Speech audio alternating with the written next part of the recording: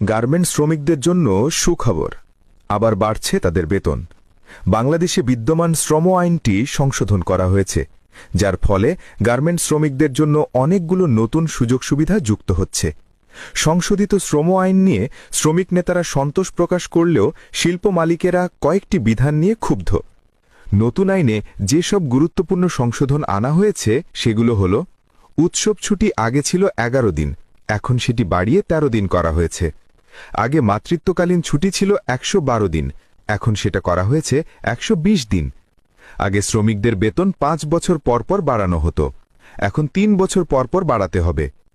আন্দোলন করলে কোনো শ্রমিককে কালো তালিকাভুক্ত করা যাবে না। শ্রমিক মালিকের সংজ্ঞায়ও পরিবর্তন আনা হয়েছে।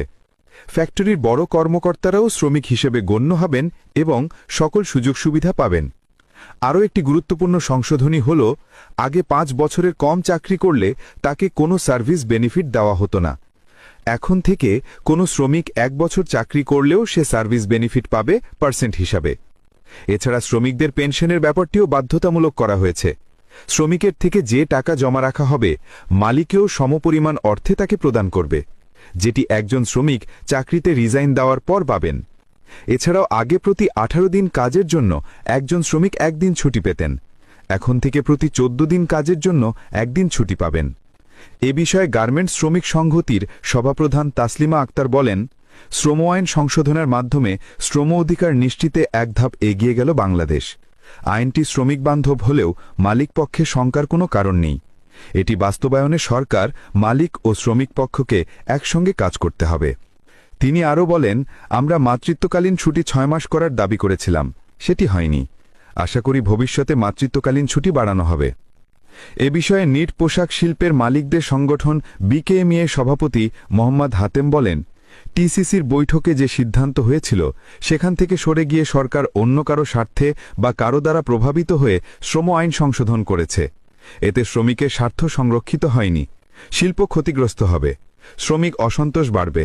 শ্রম আইন সংশোধনে আগামী মার্চ পর্যন্ত সময় থাকলেও তড়িঘড়ি করে কেন এমন করল সেটি নিয়েও প্রশ্ন তুলেন তিনি।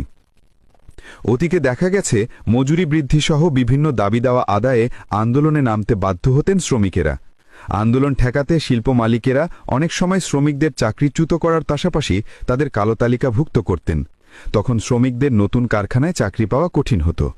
সংশোধিত শ্রম আইনে শ্রমিকদের কালো তালিকাভুক্ত করার বিষয়টি নিষিদ্ধ করা হয়েছে।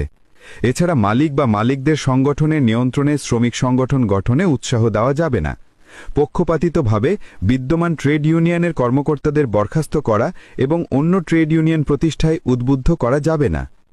গার্মেন্টস শ্রমিকদের সর্বশেষ বেতন বাড়ানো হয়েছিল 2023 সালের ডিসেম্বরে। সে হিসাবে 3 বছর পূর্ণ হবে সামনের বছর, অর্থাৎ 2026 সালের ডিসেম্বরে।